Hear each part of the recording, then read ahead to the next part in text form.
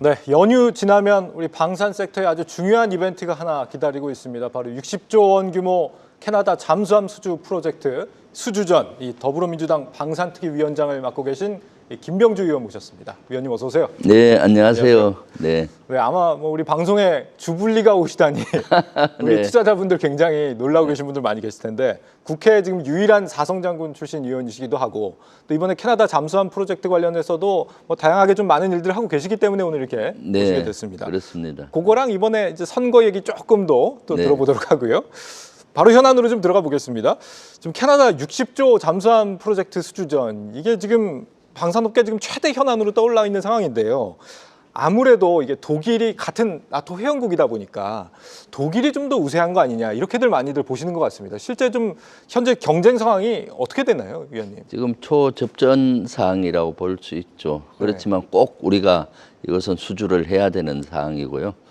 근데 저는 아주 긍정적으로 보고 있습니다. 네. 왜냐하면은 작년에 제가 7월 달에 특사단장도 갔었고, 최근에 또 장관도 만나면서 전체적인 국회 차원의 이런 노력을 하고 있거든요. 예. 초접전인 이유가, 사실 제가 작년 7월에 갔을 때는 6개국이 경합했는데 대통령 특사단장으로 가서 엄청 설명을 했어요. 그래서 2개국으로 압축이 됐었고요. 위원님이 만드신 거네요, 그럼 이게? 아니요, 꼭 제가 만든 건 아니고 저도 네. 벽돌장 하나를 올린 정도는 그건 되죠. 분명한 것 같습니다. 네네. 그런데 이제 두 국 경쟁을 보면은 독일 같은 경우는 나토, 캐나다와 같은 나토국이니까 정치적으로 좀 우위에 있고요. 네. 우리는 방산 수출의 성능이나 가격이나 납품기일 이런 면은 훨씬 우위에 있거든요. 그런데 요새는 하나 더 포함해서 총 패키지를 어떻게 하느냐가 네. 결정 요소가 되는 것 같아요. 예. 그래서 독일 같은 경우도 단순히 잠수함만이 아니라 패키지로 여러 가지를 제기하고 있습니다. 예. 우리도 여러 가지를 제기를 하고 있거든요. 이만큼 너희들이 사주면은 우리가 캐나다의 강물이라든가 가스 이런 것들을 수입해 오겠다. 그리고 뭐 현대차 이번에 회장님도 한번 갔다 오셨잖아요. 예. 그런 것도 이제 투자가 밑에서 물 밑에서 하고 지금 국가 총력전으로 하고 있습니다. 근데 예. 저는 긍정적으로 보는 이유가 캐나다가 전략적으로 지금 미국과 나토하고 가까웠는데 지금 새로운 길을 모색하고 있어요. 그렇습니까? 지금 러시아의 위협이 엄청 느끼고 있고 예. 미국은 51번째 주로 캐나다를 하겠다고 하니까 자주 국방을 해야 되겠다. 예. 그래서 새로 태평양으로 어떤 카운터파트를 만들고 싶어 해요. 태평양 진출 국가를. 예. 거기에서 가장 핵심이 우리 대한민국이죠. 왜냐하면 6.25 때부터 실제 피를 나눈 전우였고요. 지금도 우리 유엔 사령부에 캐나다 장교들이 와서 근무할 정도로 교류가 계속 있습니다. 예. 그렇기 때문에 캐나다는 그런 측면에서 우리가 저는 꼭 돼야 되고 예. 이재명 대통령께서도 총력을 지금 기울이고 있습니다. 예. 반드시 이렇게 부정적으로 볼 수 있는 상황은 또 아닌 거군요. 긍정적으로 네. 볼 수 있는 부분도 있다는 말씀이신 것 같은데, 앞서 좀 말씀을 주셨지만은 지난 7월에 이제 대통령 특사 자격으로 캐나다를 직접 가시기도 했고요. 네. 며칠 전에 캐나다 이 국방 조달 특임 장관 방한을 해서 좀 만나시기도 하셨는데, 캐나다 쪽에 직접 정서나 동향을 좀 들으신 게 있는 건가요, 지금? 네, 캐나다 일단 국민들이 우리 한국을 대한민국을 되게 선호하는 분위기입니다. 예. 우리 K-팝에서부터 한국이 여러 면에서 지금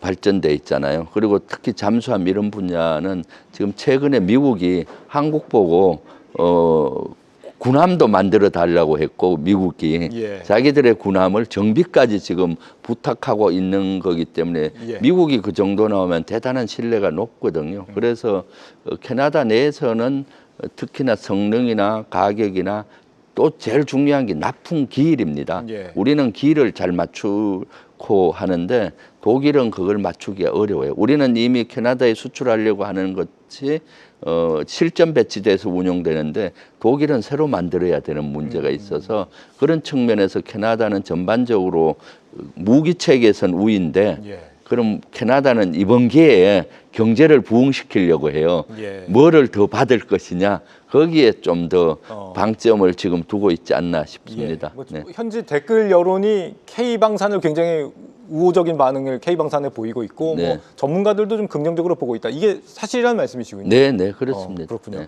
이 스티븐 퓨어 국방조달특임장관 직접 한국에 와서 이 현지 한국에 있는 조선사들 실사도 했다고 하고요. 네. 직접 점심을 또 같이 드셨다면서요? 네, 오찬도 같이 하면서 예. 뭔 얘기를 들으셨습니까 거기서?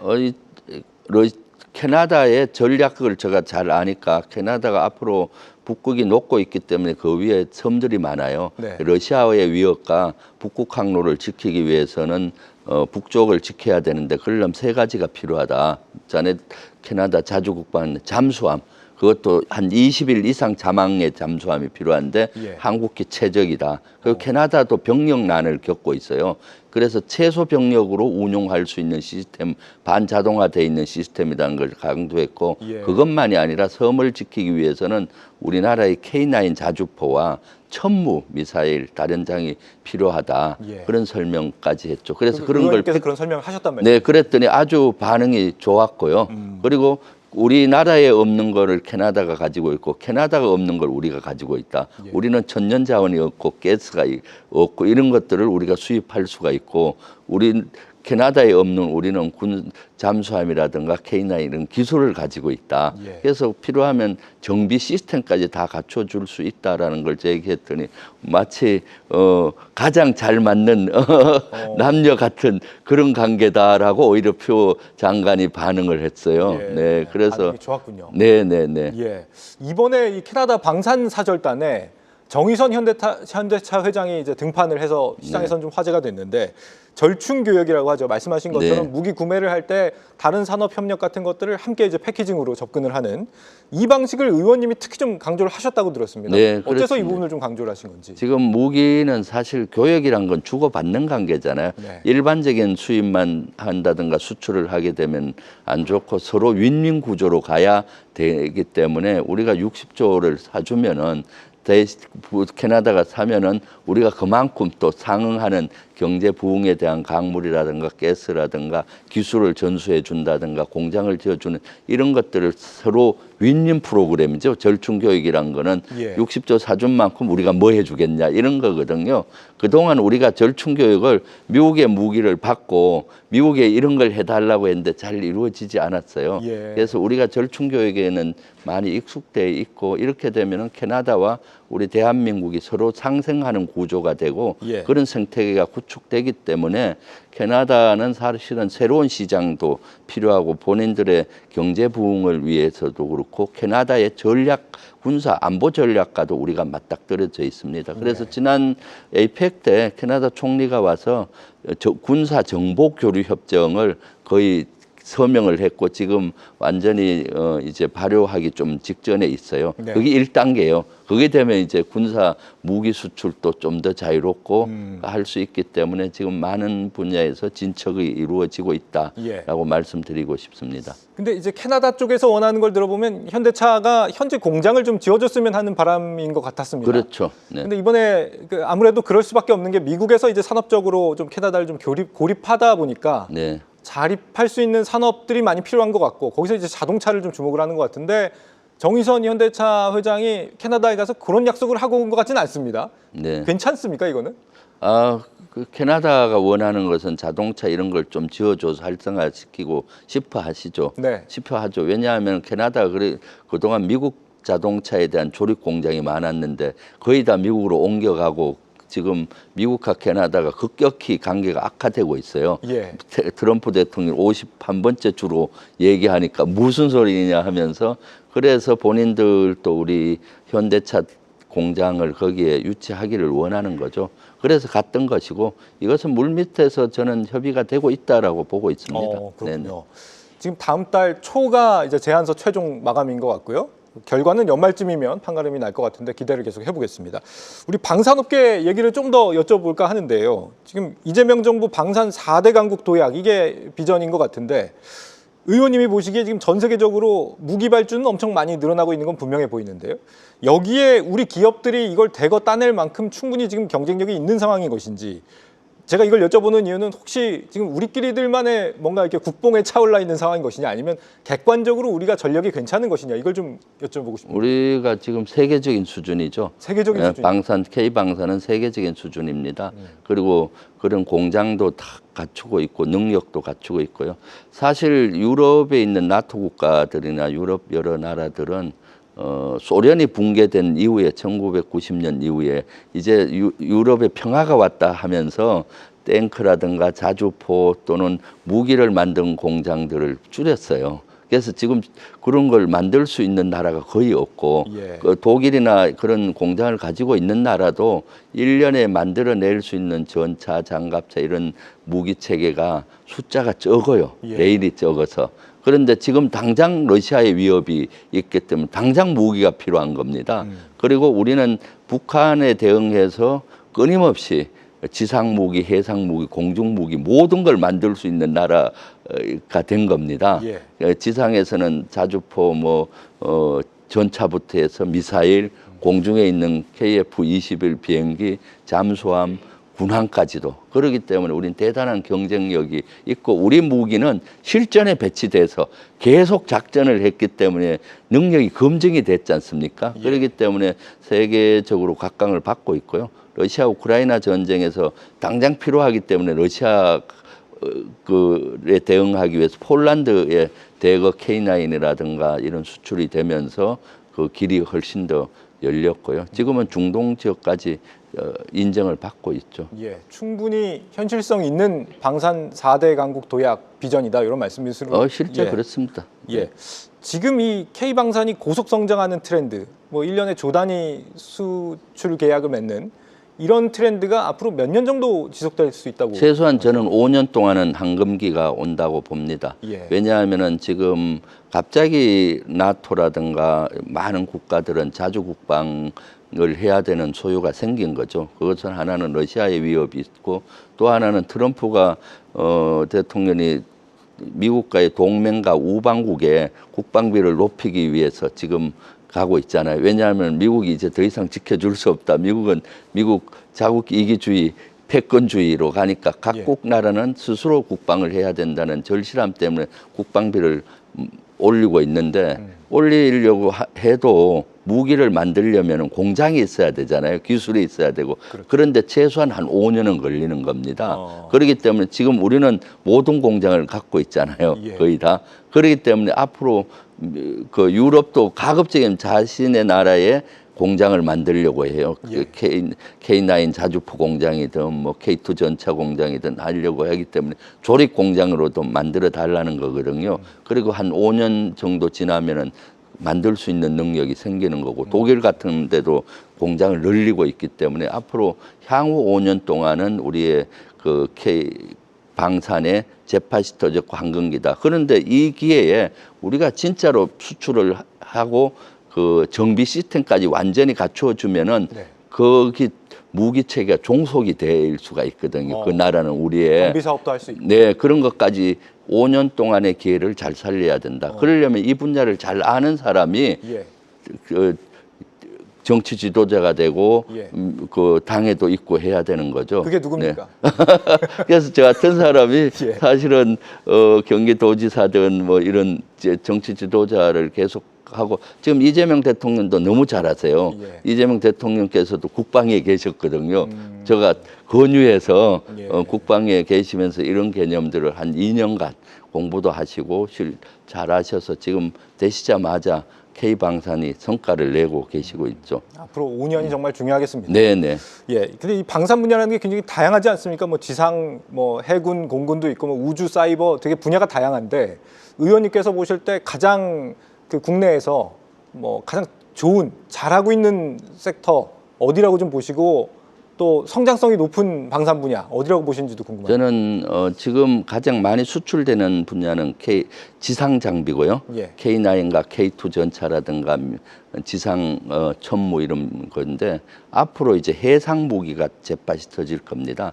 잠수함이라든가 군함 만드는 이런 것들은 아주 제팟이 터질 거라고 봐요. 왜냐하면은 미국의 군함을 우리 보고 만들어 달라고 지금 요청을 하고 있고 예. 미국 군함을 우리 보고 정비해 달라고 할 정도입니다. 미국은 무기 체계를 다른 나라가 정비하거나 만들지는 않아요. 그건 극비리에 이루어지는데 지금 급하니까 그리고 그만큼 우리에 대한 신뢰가 높으니까 미국이 그렇게 하고 있는 거거든. 그렇기 예. 때문에 우리의 신뢰도가 엄청 높아져 있습니다. 예. 그런데 해상 무기는 지상 무기보다 한 10배 이상 가격이 높아요.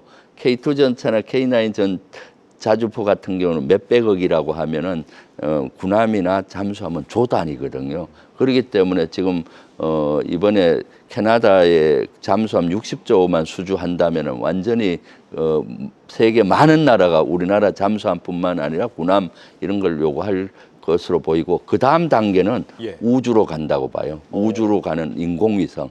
우주 발사체 예. 이런 것도 지금 엄청 우리가 발전하고 있거든요. 예. 그런 분야는 미래 우리 또 먹거리 산업이 될 것이다라고 저는 확신하고 있습니다. 지금 의원님한테 저희가 투자 유망 섹터를 여쭤볼 수는 없기 때문에 제가 슬쩍 한번 돌려서 여쭤봤습니다. 미래 좋은, 트렌드가 그렇죠. 네, 꿀팁을 그리고 주셨어요. 네. 사실 공중도 KF-21 우리가 전투기를 만들어냈잖아요. 갑자기 공중을 또 말씀을 하시는데 뭐 일단 K2-21 우리 전투기도 이제 수출길이 조만간에 열릴 거라고 보고 있거든요. 그래서 방산 분야는 이재명 정부에서 가장 성과를 낼 수 있는 분야이기 때문에 제가 예. 이재명 대통령 만나서도 그래서 이게 특위를 만들어야 된다 해서 지금 안보실 내 특별위원회를 만들어서 TF를 만들어서 정부 차원에서 지원하고 있고 우리는 우리 당에 또 예. 얘기를 해서 방산 특별위원회를 만들어서 제가 위원장을 하고 있거든요. 예. 네.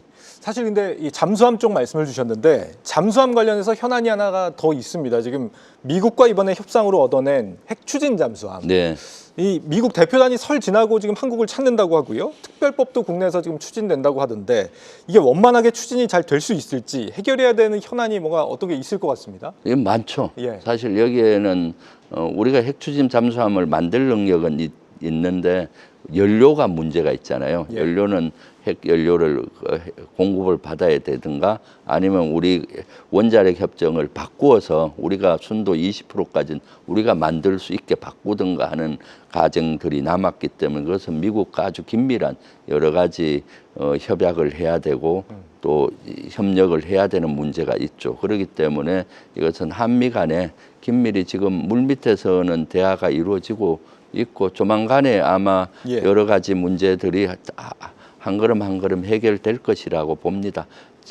오스트리아, 호주 같은 데도 이걸 그 핵추진 잠수함을 오커스 협정으로 만들려고 하는데 예. 거기는 진도가 잘 안 나가는 것이 거기는 잠수함을 만들 능력이 없어요. 예. 그러니까 다른 나라의 기술을 들여서 만들려고 하니까 그런데 우리는 잠수함 능력도 되고 소형 원자로도 만들 능력이 있고 핵연료만 있으면 되는 거예요. 예. 그렇기 때문에 우리는 미국하고 핵연료 문제만 해결이 된다면은 빨리 진도가 나갈 수가 있죠. 호주하고는 또 케이스가 다르군요. 네네. 고농축 우라늄에 대한 접근 권한을 우리가 뭐 얼마나 미국으로부터 이양받을 수 있을 것이냐 이런 걸 봐야 된다는 네네. 말씀이죠. 그것이 가장 중요한 문제입니다. 그래서 원자력 협정 개정 문제라든가 또는 여러 가지 그런 문제에서 조금 시간이 걸릴 걸로 보이는데 아마 물밑에서는 우리가 이제는 갖고 새로운 잠수함 개념을 밑에서는 국방부 만들고 있다고 봅니다. 개념서가 제일 중요하잖아요. 예. 앞으로 한 7,000톤, 8,000톤급을 만들어야 된다고 안규백 장관이 지난번에 국방위에 와서 했기 때문에 그럼 이제 설계를 나름으로 시작을 할 수가 있고 예. 이 협정과 무관하게 이미 그렇게 진도가 나가고 있다라고 저는 생각하고 있고 또 그렇게 예. 해야 되고요. 네.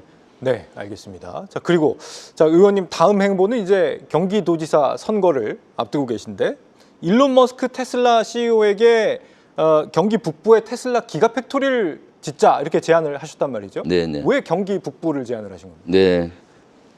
경기도 발전을 위해서 뭐든지 해야죠. 특히 해외 기업을 유치하는 게 중요한데 네. 경기 북부는 대단히 상징성이 있습니다. 지금은 많은 분야에서 거기가 소외된 지역입니다. 적경 지역이고 규제 때문에. 근데 경기 북부는 두 가지만 해결이 되면은 진짜로 투자하기 세계적으로 투자하기 좋은 지역입니다. 하나니까 전력인데 전력은 민통선 라인에다가 에너지 고속도로 즉 태양광을 쫙 깔면은 전력이 획득되고 예. 또 땅이 있어야 되잖아요. 미군이 떠난 미군 반환한 공여지를 거대한 공여지들이 많이 있습니다.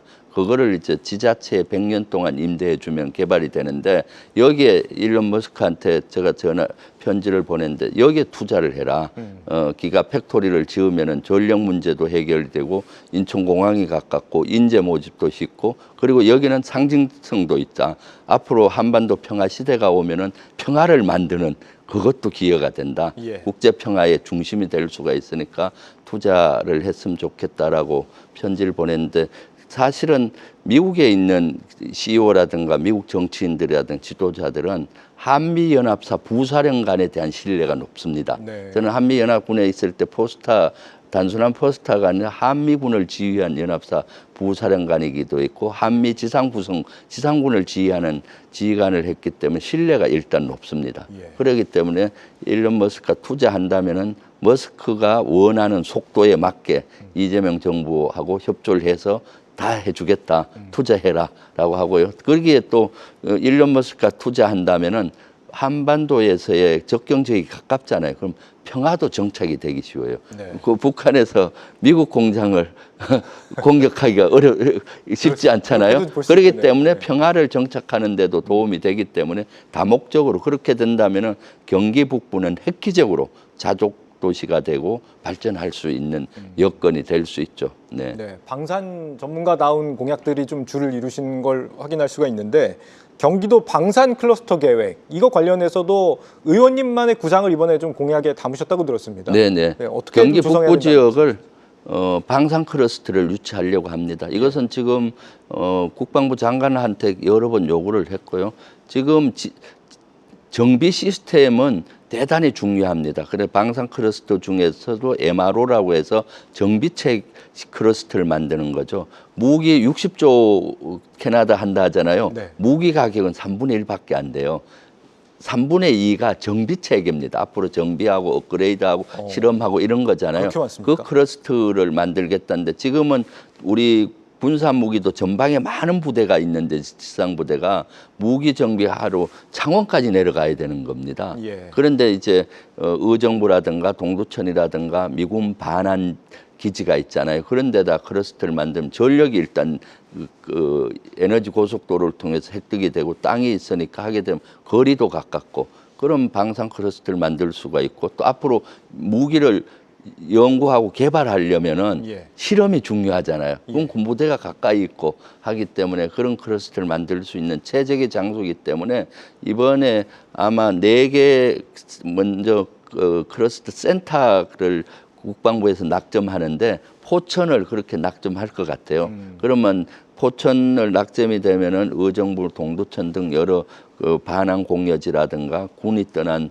유유지에다가 그런 클러스터를 유치할 수 있죠. 네. 네. 오늘 말씀은 여기까지 들어야 될 것 같습니다. 더불어민주당 김병주 의원과 함께했습니다. 의원님 선거 잘 치르시고 방산 네. 쪽에 또 성과 있으면 한번 모시겠습니다. 네, 네. 예, 감사합니다. 말씀 잘 들었습니다. 감사합니다. 감사합니다. 네.